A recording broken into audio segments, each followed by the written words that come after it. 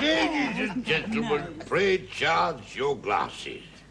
The toast is Master William. The latest... And not the last, we hope. The latest tradition, friends, to the famous Fraser family. Fortunate indeed is such a child, blessed from birth by the grace and love of two such perfect parents. Yeah. Doubly fortunate in that he will undoubtedly inherit from the one those characteristics of charm and beauty which have so endeared her to all our hearts, and from the other an endowment of wit, manly strength, and generosity of spirit, which so readily distinguish him from those of more common pottery. To Master William. I will not particularize nor condemn those who, through reasons of greed or avarice, are unable to be present on this auspicious occasion. Father. I will simply pass without comment to the subject of this lavish entertainment. I give you Master William Fraser, Master William. 12 months old today. Long may he rejoice in health, happiness, and prosperity. Master William. Master William. My friends, as I cannot possibly hope to match Captain Webster's eloquence, I will content myself by thanking you all on behalf of my wife, myself, and my son. Spoken like a man. The wine is with you, sir. Have you any plans for his future? Indeed, yes. When William attains his majority, he will have quite an inheritance. I have today banked £5 in his name. I shall add a further 5 on his second birthday, and an extra 5 on each succeeding birthday. Well. Splendid idea, Robert. Well, we must follow suit with little Samuel. Aye, we'll set him up as a limited company, eh? And perhaps persuade James to invest in him, too. You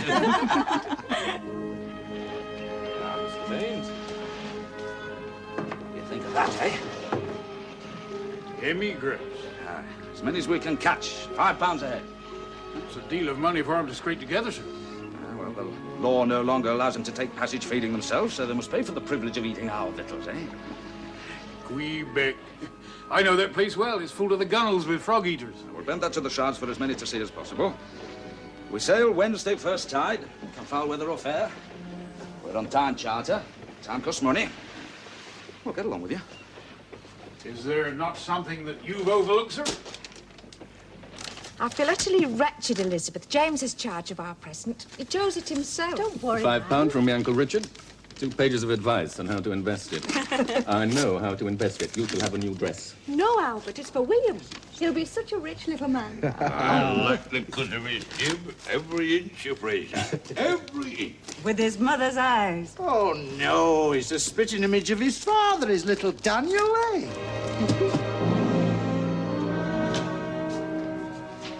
Sorry I'm late.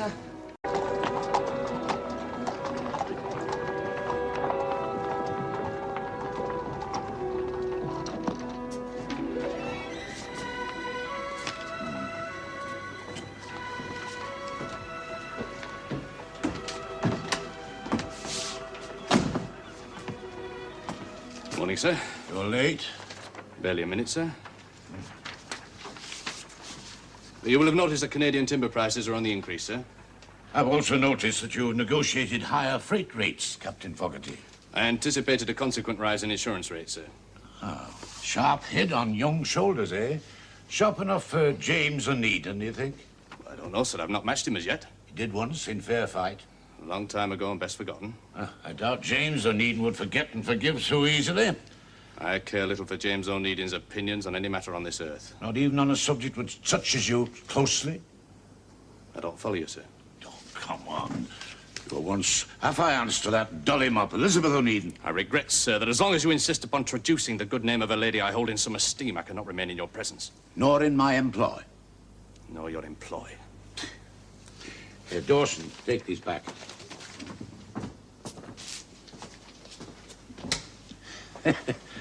You're a stiff-necked rascal, aren't you? Understand me plainly, Captain Fogarty. I care not a rap for your attachments and endearments, but I do concern myself for the good name of this firm. I cannot see how the affections I once had for Miss Elizabeth could possibly have anything to do with this Miss Elizabeth, she's Mrs. Albert Fraser. Now do you begin to understand? No. Well, I'll try another tack. What is your attitude of mind towards Albert Fraser? I envy him his good fortune. Nothing else? Nothing else. Good. And I can take it there's no likelihood of any renewal of this entanglement. Such a suggestion is unworthy of you, sir. I hold both Mr. and Mrs. Albert Fraser in the highest regard. Good. That's precisely what I required to know. I don't understand. Now, these questions are pertinent to your future. You're no doubt aware, since it's the tittle-tattle of every club in the city, that marriage caused a breach between Mr. Fraser and his son, Albert. And rightly too, in my view. Damn fool married beneath him. Mr. Callan, please. No, hear me out, sir. One day, there could very well be a reconciliation between old Mr. Fraser and his son. Now, Fraser and I are very firm friends, have been many years. So when that day comes, I want to ensure that not one breath of scandal will touch either of our houses. You have my assurance on that score, sir. Good. Oh, my niece Emma was dining with us last night. She was asking after you. Oh, there's a young girl who'll make some young man a fine wife. Yes, sir. And I'm growing old, Daniel. Too old to go crawling through bilges and sounding ship's timbers. I need a ship's husband. Someone with sharp wits, loyal, trustworthy, honest. Someone who knows that his best interests are my best interest. Somebody who knows men and can handle ships. The modern title is Marine Superintendent, if you care for it. I'm overwhelmed, Mr. Callan. You'll be overwhelmed with work if you accept, I can tell you that much. Now do you understand the direction of my questions? I'm to be stationed ashore. And you will move in the same circles as the Frasers. So I expect you to take care only to meet them on the most formal of occasions. That has always been my intention, sir. Very well, Captain Fogarty. This will be your office, and you will take over your duties immediately. But sir, remember, one touch of scandal, and out you go. Yes, sir.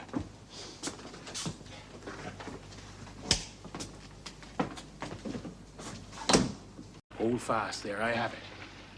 Miss Elizabeth came aboard looking for you. For me? You left your hat somewhere. She must have found it if she brought it with her. But you were off ashore with Captain O'Needin discussing them casks. What happened then? I went ashore in search of a cab. Leaving her alone? Well, not exactly alone. Oh? Daniel Fogarty turned up, so she was in safe hands, you see. Daniel Fogarty. I see. They were bespoke at the time, sir. Of course. You have a most remarkable memory, Mr.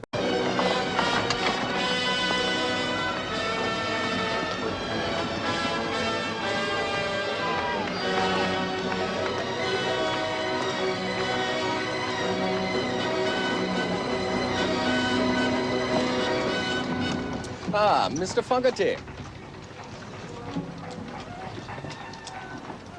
Mr. Fraser? I might have the privilege of a few minutes' conversation. Come inside.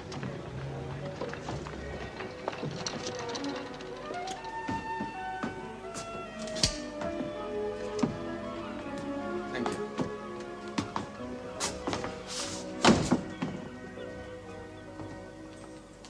And how can I be of assistance, Mr. Fraser? It's a matter of some delicacy, and I must confess I find it rather difficult to begin. Short, plain, and to the point is usually the better way. In that case, I shall take your advice. And beg your indulgence if the questions I ask seem to be of a personal nature. You've never married, Mr. Fogarty? No. I let the first opportunity slip through my fingers through overcaution. The second has not yet arrived. You are referring to your engagement to my wife? I once had a great affection for Elizabeth, yes. An affection which she no doubt returned. I think, Mr. Fraser, that's a question better asked of your wife. Oh, I have, Mr. Fogarty, I have. I'm sorry, sir, but the purpose of this conversation eludes me completely. I'm of the opinion that my wife has deceived me. I'm sorry to hear it. With you. I have clapped ties on Elizabeth, but once since the day you were married, and that was in your company, sir. I beg your pardon, I saw her once on the quayside when I was What seeing I her have in to mind Ireland. must have occurred before our marriage. Such a suspicion can but raise a canker in a man's mind. On that account alone, you have my sympathy for what it's worth. If it were in my power to help you, I would do so. Then it is true. I did not say so! I'm trying to say that you have put me in an impossible position. Am I to confirm or deny? Now, you, Mr. Fraser, must surely understand that no man with the slightest claim upon honor could possibly put a lady into such jeopardy. And for the self-same reason would you accept a denial. Even if I were to swear upon a stack of Bibles, topmast high. Whose child is it, yours or mine? Answer me plainly, sir. Go to your wife, your answer. Accept her answer. And for your own peace of mind, believe her, Mr. Fraser. Believe her.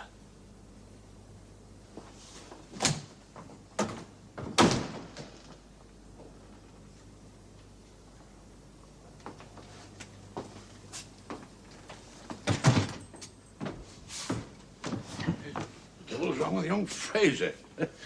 Not looking where he's going, nearly knocked me down the stairs. Personal matter, sir. Personal matter? There's no such thing as a personal matter during company time.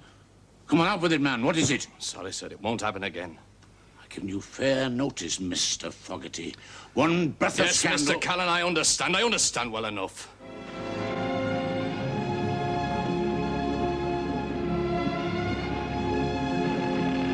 However we resolve our differences, we cannot hold a child to ransom. Whose child? Come to bed. I want the truth. And you shall have it, I promise. Come to bed. Oh, God's blood, cannot even you answer a plain question with a plain answer? Very well. Do I blurt it out, or can you cool your temper long enough to listen to me? I am listening. Daniel Fogarty and I were promised. Did you love him? I don't know. How can I possibly remember? Oh, he would have made an excellent husband and father, no doubt. And I would have escaped from that dirty little shop. Daniel Fogarty would have been an excellent catch for a girl in my circumstances. And then you came along. Do you deny that you pursued me? Only with the most honorable of intentions. Honorable? Is it then thought honorable for a gentleman to make overtures to a lady once she's forsworn to another? You were not formally engaged. Daniel was but mate of a bark and poorly enough paid. God knows to have money for such niceties. I spoke to James about it. He implied there'd be no insurmountable obstacles. Oh, James, that brother of mine has much to answer for. We're wandering from the point again. I imagine that my intentions were clear enough. Crystal clear. His face seems hot. What do you imagine a girl should think when a gentleman of your class comes strutting and mincing and la-di-daring with bunches of posies and pretty speeches? Oh, really, Elizabeth? Oh, tush, Elizabeth. You mustn't know of such things, Elizabeth. You're a fool, Albert Fraser. I was born and bred in a neighborhood where the intentions of a strolling gentleman of quality were abundantly clear. It's understood, of course, that gentlemen are entitled to their experiences before they marry their virtuous ladies. With whom do you think they gain their experiences? With shop girls and milliners, but not with me. You have an uncanny ability for putting me in the wrong and yourself in the right and still avoiding the issue. Who is the father? Very well, the child is Daniel's. Now, are you content?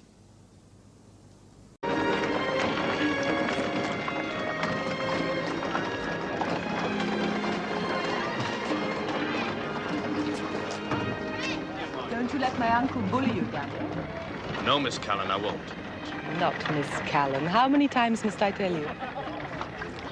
Emma? Who is that woman? Do you know her? Yes. Yes, I know her. Is she one of those women of easy... She's Mrs. Albert Fraser. So that's her. James O'Needon's sister. Yes. Daniel. Oh, good afternoon, Mrs. Fraser. I should like to introduce Miss Callan. She's sailing to Ireland to visit relatives. Daniel, you've not called on Albert and I as you promised. Forgive me, Mrs. Fraser. I am home but a few days and have much to do before sailing. I quite understand. Being a captain suits you, Daniel. Oh, you should go aboard now, Miss Emma. She'll be sailing in a minute. Very well. Goodbye, Mrs. Fraser. Miss Callan?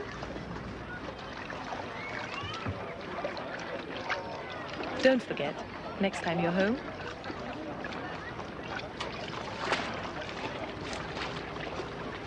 Goodbye, Daniel. Bye, Emma.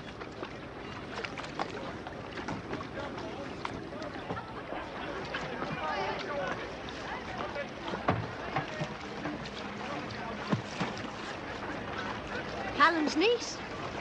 Well, I never took you for an ambitious man, Daniel. It's amazing what a touch of misfortune can do for a man. I wonder if she'd wave so prettily if she knew. Knew. That you're a father?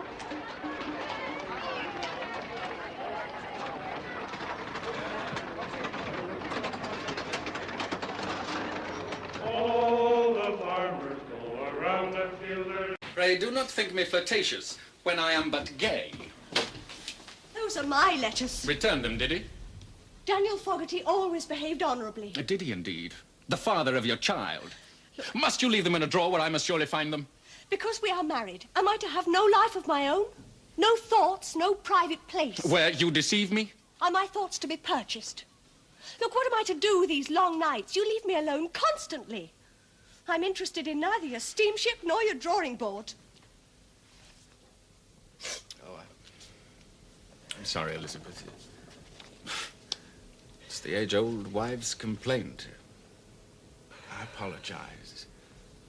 Oh, come to bed. Now, come on, Elizabeth. I'm not tired. All the better, then. Oh, save me your jests. Elizabeth! William was breathing heavily. In case he should wake, I shall stay beside him.